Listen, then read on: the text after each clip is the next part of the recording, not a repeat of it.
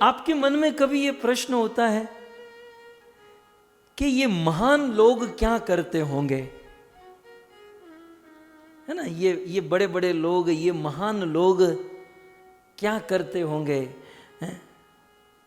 आजकल हम देखते हैं टीवी शो में भी ज़्यादा से ज़्यादा यही दिखाया जाता है कि फलाना अभिनेता क्या कर रहा है, वो नेता क्या कर रहा है, वो क्या खाता है, क्या पीता है, इवन अपने बैग में क्या रखता है, अपने पर्स में क्या रखता है। बस यही आजकल आप मीडिया में देखोगे तो यही चल रहा है, क्योंकि महान आदमी तो महान ही होता है, उसका तो सब कुछ। हाँ, अर्जुन ने भी कृष्ण को यह प्रश्न पूछा था। ये जीव का स्वभाव है महान व्यक्ति के बारे में कुछ जानना। अर्जुन ने कृष्ण को कहा, कृष्ण स्थिति प्रज्ञस्य का भाषा। कृष्ण, जो महान होता है वो कैसे बोलता है? समाधिस्थस्य केशव, वो समाधि में कैसे बैठता है? किम आसीत, वो जब भोजन करने बैठता है तो कैसे बैठता है? किम व्रज, वो चलता, उसकी चाल कैसी होती है? महान आदमी के बारे में सब लोग जानना चाहते हैं। मुझे एक दिन कोई तो कह रहा था, याद नहीं है, प्रभु आप यदि मान लो कहीं पर हम यात्रा में जाते ना, तो कभी कभी हाथों से कपड़े धोने पड़ते हैं। तो कोई तो कह रहा था, प्रभु आप कपड़े धोओगे ना तो मीडिया वाले आ जाएंगे, कैमरों वाले आ जाएंगे, और फिर फेसबुक में, यूट्यूब में सब पोस्ट होने लगेगी कि लाल गोविंद दास अपने हाथों से कपड़े धो रहे हैं। और हम लोग यदि कपड़े धोने बैठे तो दो आदमी आएंगे, अपने कपड़े देकर जाएंगे कि साथ ही साथ हमारा भी धो लेना।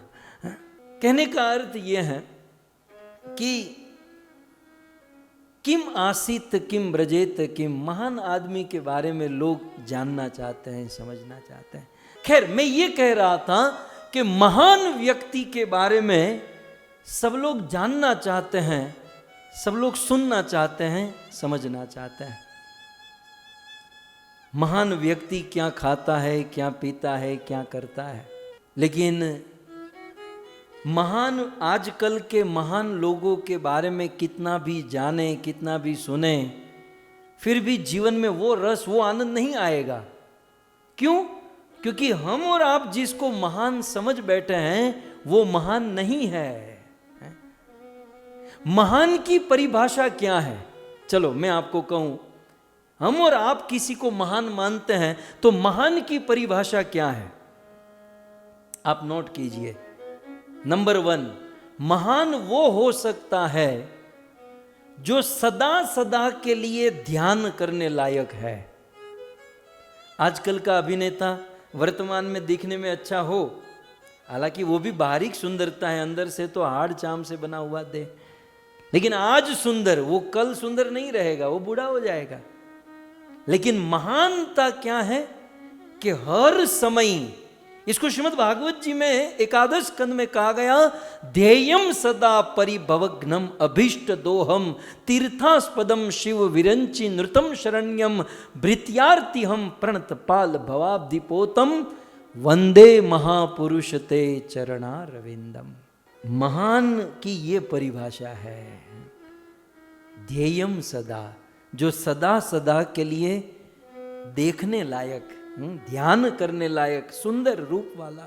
दूसरा, परिभवग्नम, महान वो है, उसी में दूसरा गुण होना चाहिए। दूसरा गुण क्या है? महान वो है जो परिभवग्नम, माने ये भवसागर में हम लोग फंसे हुए हैं, फंसे हुए जीवों को इस भवसागर से मुक्त करा दे, वो है महान। ये तो आजकल हम जिसको महान मानते वो खुद ही मुक्त नहीं है, तो उनके बारे में सुनकर हम कैसे मुक्त होंगे? सो दूसरा पॉइंट क्या है कि उनके बारे में सुनकर भवसागर से हम मुक्त हो सके, वो है महान। अच्छा, तीसरा पॉइंट, ध्येयम सदा परिभवग्नम अभीष्ट दोहम, महान वो है जो हमारी प्रत्येक इच्छा को पूर्ण कर सके। अभीष्ट, अभीष्ट माने हमारी इच्छा, दोहम प्रदान कर सके। महान वो है, चौथा पॉइंट, तीर्थास्पदम, जिसके पद, जिसके चरण तीर्थों के समान है, माने जैसे तीर्थ हम जैसे जीवों को पवित्र करते हैं, जिनके चरण तीर्थों के समान जीवों को पवित्र करते हैं, वो महान है। कितने हुए? 4 हुए? मुझे जरा इशारा कीजिएगा, कितने? 4, ठीक है। 5वां है शिव विरिंचि नृतम शरण्यम। महान वो है जिसके चरणों में शिव, ब्रह्मा जैसे बड़े बड़े देवता झुकते हैं, ये महान है। शिव विरिंचि नृतम शरण्यम। फिर आगे महान कौन है? भृत्य आरती हन। अपने सेवकों के आर्त दुख का हनन करे, वो महान है। ये तो सेवकों को समय से सैलरी भी नहीं देते और अपने आप को महान कहलाते हैं, ये महान हो नहीं सकते। भृत्यार्ति हम, अपने भृत्य के आर्त को हम कर दे। फिर आगे प्रणतपाल। प्रणतपाल भवाब्धि पोतम। इस भवसागर में डूबते हुए जीव को का पालन कर सके, वो महान है। जो हमारा पालन कर सके वो महान है। तो इस प्रकार ये महान आदमी के गुण है। अब वो टॉक शो, टीवी शो, आप सब जो इंटरव्यू होते हैं ना, अब इसको लागू कीजिए। क्या इसमें से एक चीज भी किसी में है? दूर दूर तक नहीं है, तो हम उसे कैसे महान कह सकते हैं? तो महान की परिभाषा मैंने आपको दी। अब आप चेक कीजिए कि ये पॉइंट किस में है। ये सारे पॉइंट जिसमें हैं वो महान है। तब कुछ लोग कहेंगे प्रभु हमें क्यों एक्सरसाइज करवा रहे हैं, हमने आपको नियुक्त किया है तो आप ही बता दीजिए। कुछ लोग हैं यहां पर जो पूर्ण विश्वास लेकर बैठे हैं कि आप बताइए। तो भक्तों मैं क्या कहूं, श्रीमद् भागवत जी में कहा गया कि ये गुण जो अभी यहां पर प्रस्तुत किए गए, कितने 5, 6, 7 जो भी आपने अभी गिना, 7, 8 होंगे ना, तो ये गुण किस में है? ये गुण जो है भगवान रामचंद्र में है, भगवान श्री कृष्ण में है और श्री चैतन्य महाप्रभु में है। इसका अर्थ ये हुआ कि इस पूरे ब्रह्मांड में 3 लोग सबसे महान है। कौन? राम, कृष्ण और चैतन्य महाप्रभु। ये मैं नहीं कह रहा हूं, ये भागवत जी में लिखा है और हम और आप भागवत सुनने बैठे हैं। श्रीमद् भागवत जी में कहा गया त्यक्त्वा सुदुस्त्यज सुरेप्सित राज्य लक्ष्मीम धर्मिष्ठ आर्य वचसा यदगादरणीयम माया मृगम दैत्यप्सितम अन्वधावत वंदे महापुरुषते चरणारविंदम। जिन्होंने परम वैराग्य पूर्ण अपनी अयोध्या को त्यागा, जिन्होंने मथुरा जैसी नगरी को त्यागा और जिन्होंने बहुत छोटी सी उम्र में सन्यास लेकर अपने घर बार सबको त्यागा, ऐसे भगवान राम, भगवान श्री कृष्ण, श्री चैतन्य महाप्रभु महान है। माया मृगम, जो माया रूपी मृग के पीछे दौड़े वो राम महान है। माया मृगम, गाय और बछड़ों के पीछे जो दौड़े वो महान है। और माया मृगम, माया से मृग बने हुए, माया में फंसे हुए मनुष्यों का उद्धार करने के लिए उस मनुष्यों के पीछे दौड़े वो चैतन्य महाप्रभु महान है। ये महान है। सो कुल मिलाकर महान जो है ना, भागवत की दृष्टि से 3 महान है, वो है राम, कृष्ण और चैतन्य महाप्रभु। अब आइए शो शुरू करता है। अब क्या है, हम महान लोगों के बारे में जानना चाहते नहीं, महान लोग करते क्या है। तो हम यहां पर प्रश्न रखें कि ये महान लोग करते क्या है। राम क्या करते हैं, कृष्ण क्या करते हैं, चैतन्य महाप्रभु क्या करते हैं। वैसे बड़े आदमी जो होते हैं ना, बड़े लोग अपने से कुछ नहीं करते, बड़े लोग अपने से कुछ नहीं करते, वो दूसरों से करवाते हैं। हमारा अनुभव, क्योंकि हम भागवत के कारण बहुत जगह पर हम परिभ्रमण करते हैं, हमने देखा है कि छोटे लोगों के घर पर जाएंगे तो वो खुद मेहनत करते हैं, सब्जी खरीद कर लाते हैं, कटिंग करते हैं, फिर उसको अच्छे से भोजन आदि पकाते हैं और फिर खुद ही स्वयं ही सर्व करते हैं, खिलाते हैं। लेकिन किसी बड़े आदमी के घर पर भोजन के लिए, प्रसाद के लिए जाओगे तो उसने कुछ नहीं किया है, कुछ नहीं किया है। सारा भोजन पकाया, बनाया, मार्केटिंग किया, जो भी सब कुछ उनके सेवकों ने किया। वो बड़े लोग क्या करेंगे, केवल परोसेंगे, वो परोसने में ही थक जाते हैं। मतलब केवल भोजन परोसने में ही उनको ऐसा लगता है कि हमने बहुत बड़ा काम कर दिया, मतलब आज तो हमने बिल्कुल पर्वत ही तोड़ दिया। तो मैं ये कह रहा हूं कि महान लोग जो है वो स्वयं कुछ नहीं करते, वो दूसरों से करवाते हैं, ठीक है। लेकिन हां, कुछ ऐसी बातें, कुछ ऐसी वस्तु जो महान लोग भी अपने हाथों से करते हैं, और वह चीज ऑब्वियसली बहुत इंपॉर्टेंट होगी।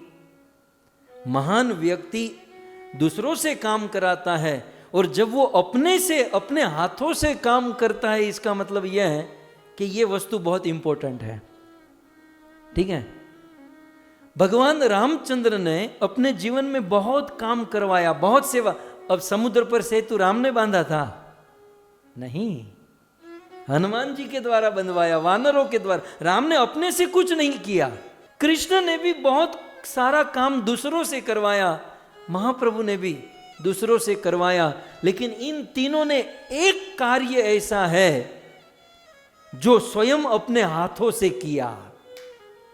हमें यह जानना है, ये तीन धरती के, पूरे ब्रह्मांड के महान पर्सनालिटी राम, कृष्ण और चैतन्य महाप्रभु, इन तीनों ने सारे कार्य दूसरों से करवाए, लेकिन एक ऐसा कार्य जो तीनों ने अपने हाथों से किया, अपने हाथों से किया। अपने हाथों से का अर्थ क्या है? अपने हाथों से किया माने तीन ऐसे कार्य जिनका मैनेजमेंट, जिनका वहीवट, छोटी छोटी बातें लिस्ट बनाकर अपने हाथों से कंप्लीट की। कौन सी? तो त्रेता युग में जाए तो भगवान रामचंद्र ने अपने हाथों से जो कार्य किया वो है जटायु की अंत्येष्टि विधि। जटायु भगवान रामचंद्र का भक्त था और सीता जी को बचाने के लिए अपना प्राण त्याग दिया। तो पिता तुल्य जटायु का अंतिम संस्कार राम जी ने अपने हाथों से किया। मतलब जटायु का मृत्यु महोत्सव भगवान राम जी ने अपने हाथों से मनाया। मतलब कितने लोगों को बुलाना है, कितनों को भोजन करवाना है, मतलब ब्राह्मणों को बुलाना है, क्या मंत्र पढ़ाना है, सारा मैनेजमेंट राम जी ने स्वयं अपने हाथों से किया। बाकी सेतु बनाने का मैनेजमेंट जामवंत, हनुमान, नल, नील के हाथ में था, और भी बहुत सारी चीजें।